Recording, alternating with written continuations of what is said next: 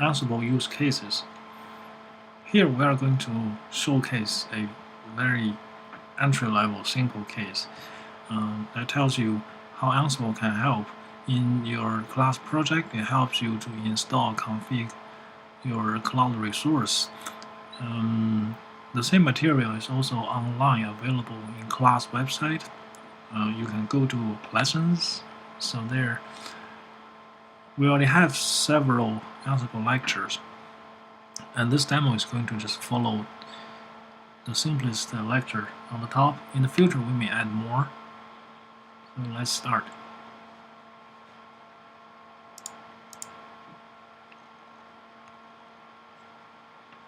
We assume you already finished all the prerequisites. You can reserve cloud resources.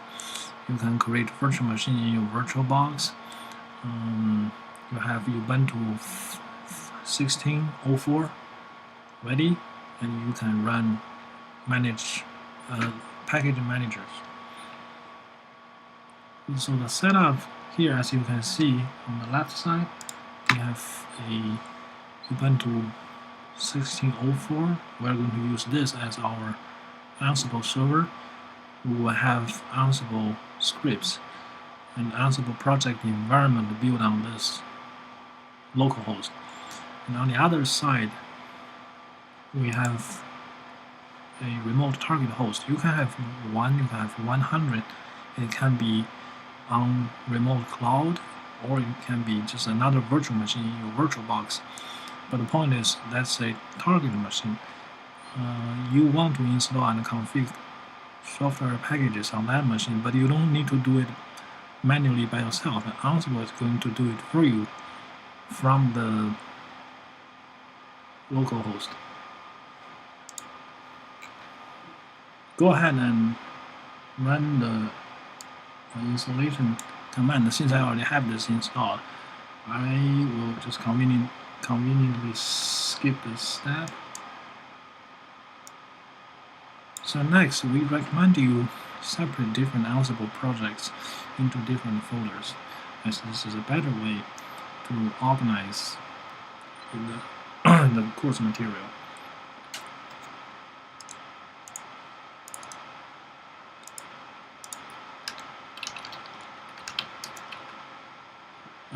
The goal of this demo is to install Apache server on the target host. So we create this project folder called Ansible Apache.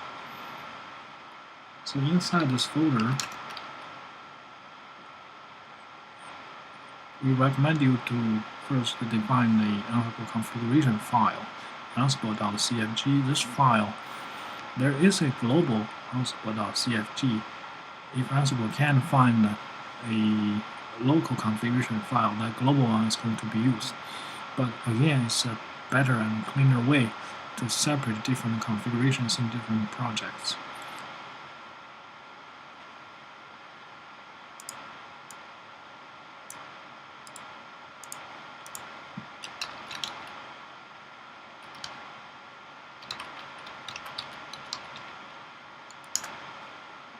You can define many keywords, many values in configuration file, but in this example, we're going to define a very simple case. We want to tell Ansible where to find all the hosts. We tell Ansible there will be a file, define all the hosts. That's why we have the keyword host file, and that file is going to have a name hosts.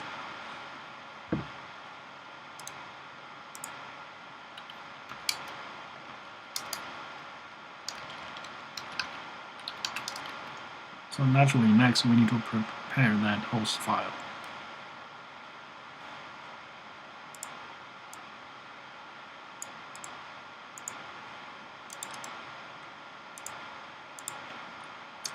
As you can see, the string in that bracket is the name of a host group. You can have multiple host entries in the host file, and Ansible, very typically they will use hosts in different groups because they may carry out different tasks.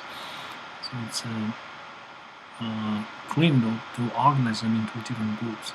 You can name the group whatever you want, but just make it more obvious and sensible. So here again, we're going to install Apache, and that's why we named the group of the host Apache. Go ahead and fill in all the necessary values.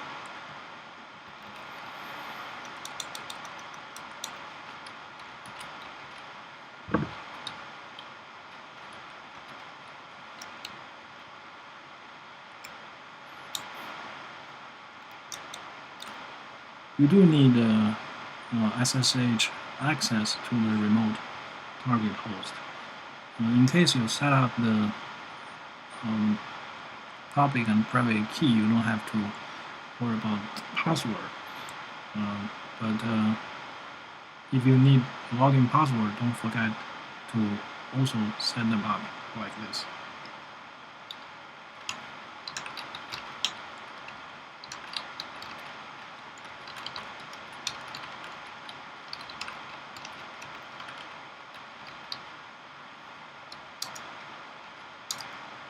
Alright, now we define our host inventory. The next thing is to write the script. It's called the playbook.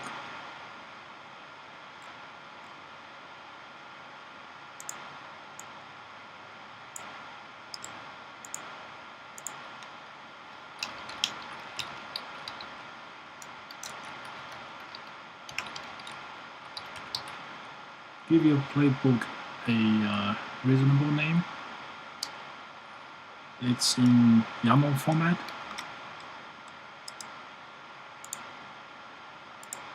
And as you can see here, we define what you can write, and we will write more sophisticated playbook in future. But in this beginning case, we only show the minimum. When we tell the target, that is where we want to install or do any configurations, right? That's the name of the host. So you realize the name we use here is consistent with the host group we define in the host file. And then become tells Ansible this task need privileged user. So you have to become to pseudo user. And after that, it's just a list of all the tasks. Our task list include just one entry.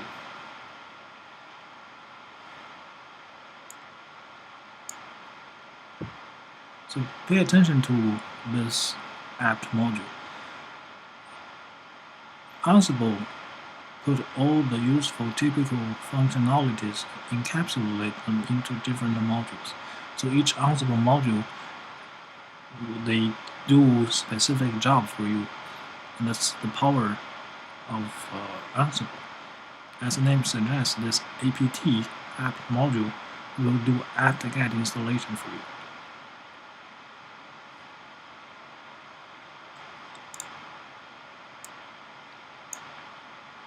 So as you can see, modules have their parameters or arguments because in order to carry out the different tasks, these functionalities will take inputs from you.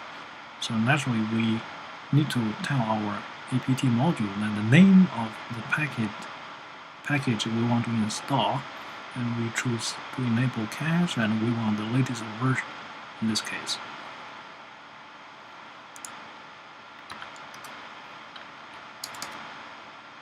Alright, that's pretty much all you need to do to start the simplest Ansible use case. With that playbook defined with host specified, you are ready to just run it.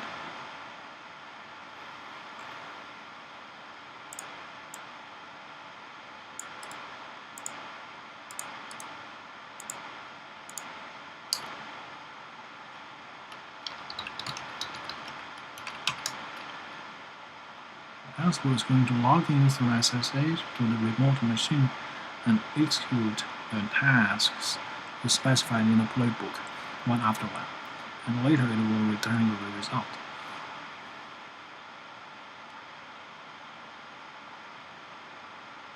So it seems Ansible finished execution on the remote machine.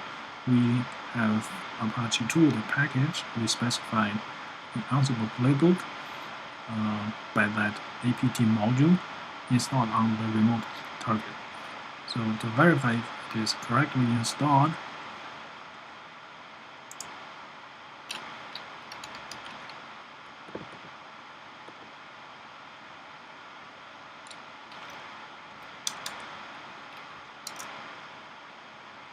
looks good. Apache is running on the target. Imagine you have lots of target, you have more complicated work.